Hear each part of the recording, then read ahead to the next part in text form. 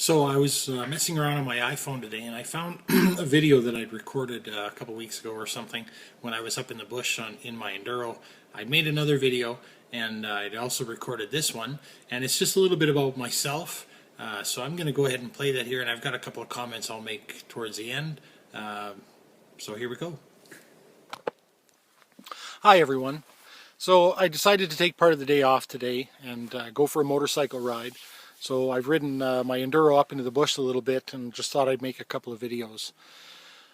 This video I thought I would talk a little bit about myself and why I'm even on YouTube and why I make videos in the first place and what my belief system is. Just to frame it a little bit, and if it's not something that interests you, then feel free to click your way out of this video.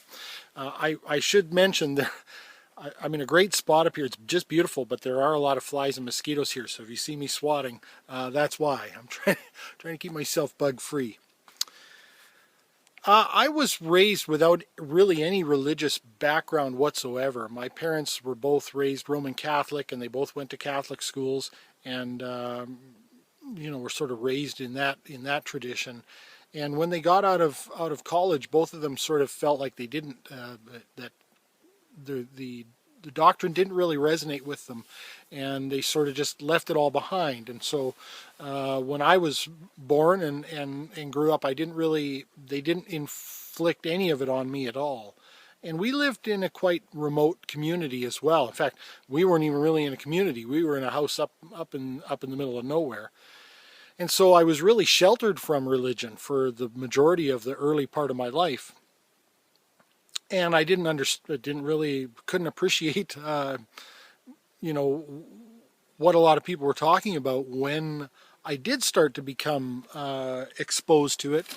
In high school, I guess mostly, other kids would start talking about God here and there. And once I got television, because I didn't have television for the early part of my life, I started seeing televangelists. And, this was all quite new to me and all quite different. And none of it resonated with me at all. Not in the slightest. Simultaneously, my parents did, however, investigate a lot of other spiritual claims while I was growing up. So I was exposed to a lot of different things. Silva Mind Control and Jane Roberts, Seth Speaks, if any of you are aware of that, Deepak Chopra, all kinds of different things, many more actually. And I wasn't exposed to it in the sense that my parents would sort of directly say, hey, you should check this out, or here's what we believe now. They were avid readers, and they would read and they would talk amongst themselves, and we would, children would be in the room and sort of, you'd hear things. And so I grew up sort of with a more of a free-thinking but spiritual mindset, I guess you could say. I believed that there is a reason for everything, and that we have spirits that go on beyond this earthly plane, and this is just a little learning process that we're going through here, and we're going to go on to something else, that maybe we did have past lives before we were born here, and that sort of thing. What I found, I guess, through my midlife, I'm now 46, something like that, I can never remember, is that, I've questioned a lot of those beliefs, and I've sort of felt like, well, things should sort of have some sort of evidence for them. And there are a lot of beliefs that I sort of carry over, but I'm more skeptical, I guess, of any claims now, including those sort of paranormal claims or spiritual claims, and then of course the theistic ones. It's difficult because I still carry some of those thoughts around with me, and in some ways they've served me well. This whole concept of, your life is meant to fulfill itself, and that you have more assistance available to you than you can see on a day-to-day basis. And I sort of feel like some of those things have actually held true. But it could just be, too, that I've acted in a way, I've acted with confidence in my life because I've felt that has actually served me well in my endeavors. That confidence of knowing that you're going to be successful in a given venture. I'm not sure. I mean, it's hard to say. when it comes to arguing with theists and even arguing with these sort of more new age spiritual people online, or arguing or even just discussing, talking, which is what I'd rather do, the subjects come up of the afterlife and life after death and past lives. And a lot of people, some people even, they'll say you're stupid if you think this is all there is, and this is all too coincidental that this Earth could be finely tuned and all that. And I think one of the things that people don't realize, I've heard it said on the Atheist Experience and some other shows, people have said, I wouldn't want to live for an eternity. I'd be exhausted. I'd like to check out at some point. And I've never really understood that. My sentience, my awareness, it's one of my favorite parts of me. I'd really hate to think that it's going to end. I enjoy thinking, and I enjoy doing things, and I enjoy pursuing different ventures and adventures, and I don't like the thought that this is all there is. So this doesn't come from some sort of lack of imagination, I don't think, on my part, really, or any atheist's part. It comes from the fact that there are so many claims out there, and it's very, very difficult to sort through them all. So you end up with the default position that if I can't see evidence for it, then I'm going to reject it, because otherwise I'm in the unfortunate position of having to accept all claims. If I'm going to accept one claim without good evidence, then I really have to accept them all. And that sounds like that's a really, really bad position. So that's sort of why I'm here. The main reason that I fight against the pre-sup argument is because I see, you'll see several videos ago I did one in the title I put an argument from effect. Some of the negative outcomes that can be brought about by fundamentalist believings in any religious teaching. And so that's why I sort of rally against the presuppositionalist argument. I'm really sick and tired of seeing these attacks on gay and lesbian people on YouTube and in the internet and in real life, unfortunately. And that's got to stop. I mean, we've just got to stop people from doing that. And I think the fundamentalist religions are a conduit for that kind of hatred. And so that's why I'm here. That's why I'm doing this. To say that I don't believe necessarily in anything outside of our physical plane, that's not really true. Any beliefs that I have, I would never assert, and I would never assert anyone else believe them, because I have no evidence for them, and they're kind of fluid anyway. The one thing I do believe wholeheartedly is that whatever it is, it doesn't matter.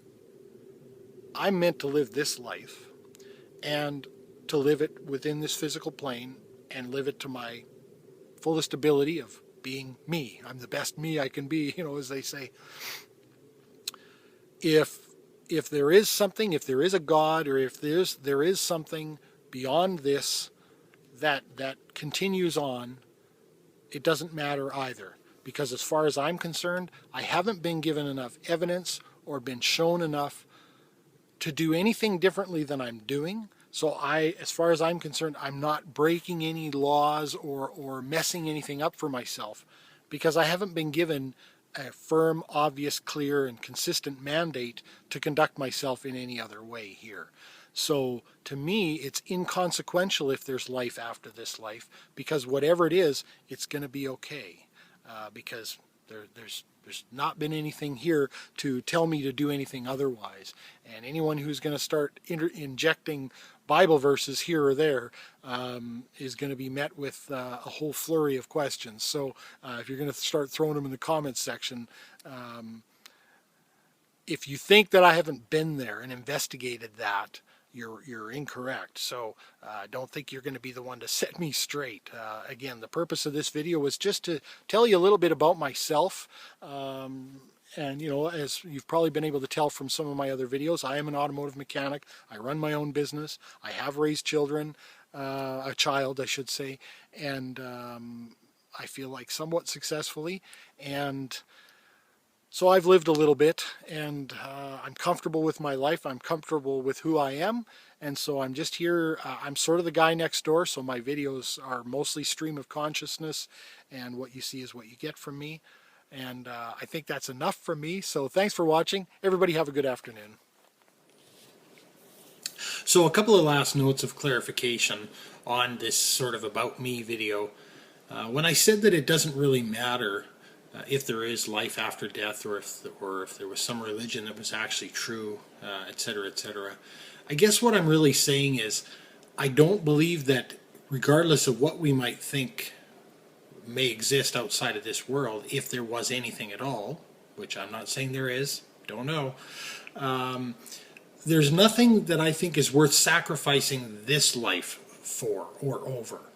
So I really believe in living this life for its own sake, and treating people with kindness and consideration, etc., and doing what you enjoy, and really, life is for the living, so live it. And I've been sort of saddened by some comments that I see occasionally on theistic videos where people talk about how wicked this world is, and how evil it is, and how terrible people are, and how they just can't wait for this, the wedding supper or whatever that is with Jesus, or how they just can't wait to get to heaven and shuffle off this mortal coil. That really saddens me. I mean, these are by and large people who, obviously probably don't believe in suicide, so they're going to sort of be stuck around here in this place that they hate.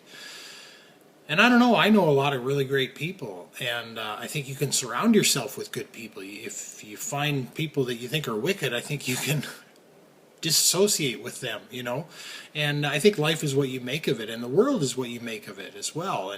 And if you think the world is so terrible, then a good thing to do would be to maybe try to make it a better place and leave a legacy behind. That'd be a great way to legitimize your life here.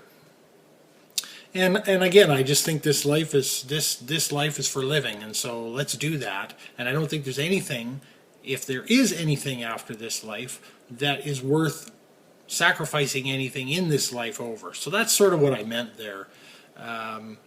As for any sort of spiritual beliefs, I was a little bit vague about that I may have. I really don't know at this point. I've had some interesting discussions with my brother. We both grew up, obviously in the same environment, and have shared a lot of these beliefs about spirituality.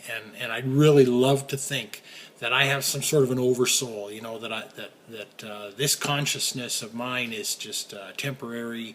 And it's part of a greater me or something.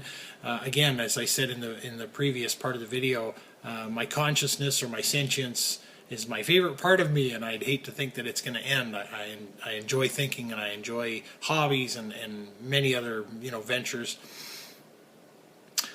I'm not sure what I believe at this point. I think I'm sort of looking for evidence before I believe anything anymore. But again, I don't think it matters, because I really do believe this life is for living, and living it well. And so I'm going to try to do that. Thanks everyone for watching. I really appreciate it, and we'll see you next time.